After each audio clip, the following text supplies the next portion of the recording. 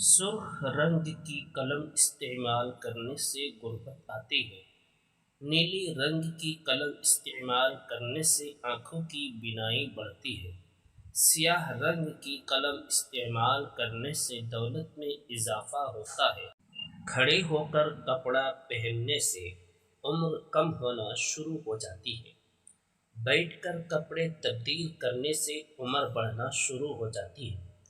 روٹی کھانے کے بعد پانی پینا موت کو بلانے کے مترادف ہے۔ ایک جگہ پر بیٹھے رہنے سے دل کی نالیاں سکڑنے لگ جاتی ہیں۔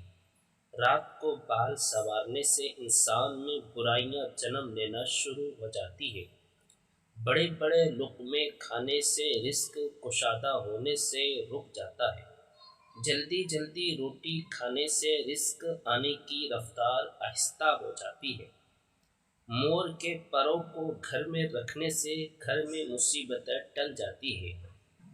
گھر میں ایک مرغا ہو تو گھر میں رزق کی کمی کبھی نہیں ہوتی۔ گھر میں دو مرغے ہو تو گھر میں رزق گھٹنا شروع ہو جاتا ہے۔ گھر میں سفید مرغا ہو تو گھر میں آسیب جنات نہیں آتے۔ سفید کپڑے پہنے رہنے سے دولت جلد قریب آتی ہے۔ رنگ برنگے کپڑے پہننے سے غربت قریب آتی ہے۔ سر کے بالوں کو بڑھانے سے بدقسمتی کا دروازہ کھل جاتا ہے۔ پسینہ زیادہ آنا طاقتور کی نشانی ہے۔ کم پسینہ آنا کمزور کی علامت ہے۔ چہرے پر دانے ہونا جلد بوڑھے ہونے کی بڑی علامت ہے۔ اکثر بیماری کی حالت میں رہنا دولت آنے کی علامت ہے۔ سفید بالوں کا جلد آنا کم عمر ہونے کی بڑی نشانی۔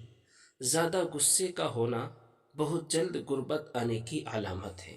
جس گھر میں عورت کی آواز بلند ہو اس گھر میں کبھی سکون نہیں آتا۔ جس گھر میں پھل دار درخت ہوتا ہے اس گھر میں برکت رہتی ہے۔ جس گھر میں کوئی درخت نہ ہو اس گھر میں مایوسی چھائی رہتی ہے۔ دوستو پہلی بار ہے تو چینل کو ضرور سبسکرائب کریں۔ جس شخص کا دین ٹھیک نہ ہو اس کی حالت کیوں کر ٹھیک ہو سکتی ہے۔ دین کو دنیا کا مہر نہ بنا کر، کیونکہ جو شخص دین کو دنیا کا مہر بناتا ہے تو یہ تکلیف، محنت اور وبال کو اس کے پاس بھیج دیتی ہے۔ اس لیے بہشت کے طلب کرنے کے لیے اپنی موت کو بھول جاؤ۔ اللہ تعالیٰ کی رحمت بہت زیادہ وسیع ہے اور زمین و آسمان وما فیہا کی ہر چیز پر اللہ تعالیٰ حاوی ہے۔ جو شخص نرم مزاج ہوتا ہے اس سے لوگ ضرور محبت کرے، اور جس شخص کے اخلاق اچھے ہوتے ہیں اس کی زندگی نہایت آرام و سکون سے گزرتی ہے۔ سب سے دہشت ناک چیز جس سے تم ڈرتے ہو قتل اور موت ہے۔ یہی دونوں چیزیں اللہ تعالیٰ کی راہ میں میری اور تمہاری خواہش اور آرزو ہے۔ منافق لوگ شیطان کے چیلے اور دوزخ کے کوئلے ہیں۔ یہی لوگ شیطان کی جماعت ہے۔ یاد رہے کہ شیطان کی جماعت بہت خسارے پانے والی ہوگی۔ دل کے اصل تین گناہ ہیں: غضب حق یعنی کینہ، بغض اور حسد۔ یہ ایک دوسرے کے متراکب ہیں اور ان کی بنیاد غضب ہے۔ باقی وہ دونوں اسی سے پیدا ہوتے ہیں۔ جس بندے کے ماتھے پر مہر ہو تو سمجھ جائے کہ وہ اللہ کے قریب ہے۔ اسے دعا کراؤ اور اللہ اس کی دعا کو جلد قبول کرتا ہے۔ ذاکر حقیقت کو اللہ ایک نور عطا کرتا ہے جس سے وہ تمام ہستی کو ذرہ ذرہ مشاہدہ کرتا ہے، اور اسے ذکر سے ایسی لذت حاصل ہوتی ہے کہ اس کی حلاوت کی لذت کو برداشت نہیں کر سکتا۔ یہ کام اللہ کی طرف سے میرے ذمہ واجب ہے کہ میں تمہیں مفید کاموں کا حکم دوں اور نقصان دہ کاموں سے تمہیں روکوں۔ کوئی انسان شرارت سے پائیدار نہیں رہ سکتا، لیکن صادقوں کی بنیاد کو بھی جنبش نہ ہوگی۔ جب انسان کی روش خدا کی مرضی کے مطابق ہوتی ہے تو وہ دشمنوں کو دوست بنا دیتا ہے تمام نیکیوں کی کنجی اتفاق، آپس میں متفق ہونا میں قدورت اور نفرت پھیلاتے ہیں۔ غیظ و غضب کی حالت میں جس شخص نے حق و صداقت کو ہاتھ سے چھوڑ دیا اور انسان کا خون کر دیا، وہ مومن نہیں بلکہ جھوٹ کا سہارا لیے ہوئے ہے۔ بدبختی کے زمانے میں ان ذہانتوں کو بروے کا رلانا ضروری ہوتا ہے۔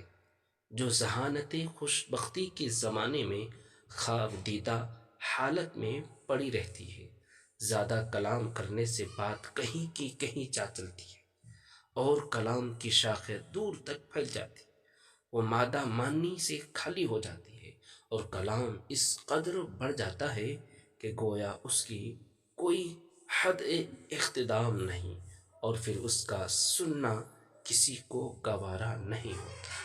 دوست کو کنول کے پھول کی طرح ہونا چاہیے جو ہڑ کے سوکھنے پر اسی میں مل جاتا ہے، نہ کہ خوشنما پرندے کی طرح جو ہڑ کے خشک ہونے پر اڑ کر کہیں چلا جائے۔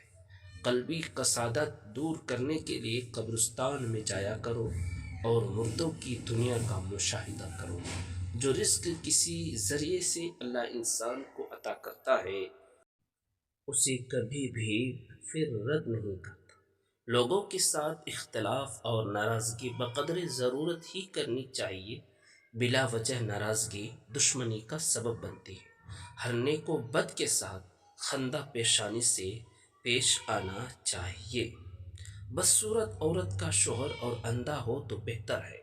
اگر اندھا اندھے کی رہنمائی کرے تو دونوں گڈھے میں جا پڑیں گے۔ اندھے کے لیے بہرا اور پتھر دونوں برابر ہے۔ دنیا کی بقا چار چیزوں سے ہے: وہ عالم جو اپنے علم پر عمل کرے، وہ جاہل جو علم حاصل کرنے میں عار نہ کرے، وہ مالدار جو فقیروں پر خرچ کرے، وہ فقیر جو اپنی آخرت کو دنیا کے عوض فروخت نہ کرے۔ کسی امن اور اطمینان کی حالت میں مغرور نہ ہو، کیونکہ ایسی اطمینان حالت ہی میں تجھ پر مصیبت آ پڑے گی اور تو گرفتار ہو جائے گا۔ دولت مندی کی مستی سے اللہ کی ہمیشہ پناہ مانگتے رہو۔ یہ ایک ایسی لمبی مستی ہے کہ اس سے بہتر دیر ہوش آتا ہے اور بند آنکھیں کھلتی ہے۔ انسان کی حالت دیکھ کر تعجب کر کہ یہ چربی کے ساتھ دیکھتا ہے، گوشت کے ذریعے بولتا ہے، ہڈی کے ذریعے سنتا اور سوراخ سے سانس لیتا ہے۔ دولت بیوی کی دو چیزوں میں بھری ہوتی ہے: شوہر کی تابعداری اور اچھے اخلاص میں۔ دولت مند ہونا ہے تو بیوی کو چاہیے ان پر عمل پیرا ہو جائے۔ سکون ایک احساس کا نام ہے۔ ضروری نہیں کہ صرف کامیاب آدمی ہی پرسکون زندگی گزارے۔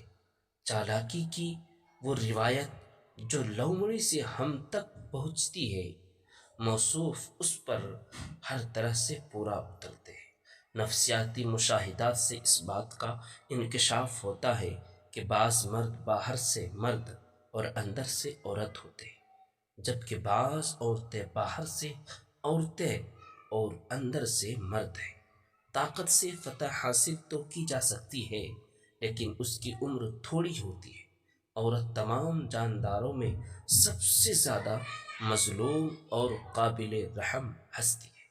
جو کچھ لوگ کھاتے ہیں، لوگ سمجھتے ہیں کہ وہ اس پر زندہ ہے، حالانکہ اس میں 1/3 حصہ لوگوں کو اور 2/3 حصہ حکیم کو زندہ رکھتا ہے۔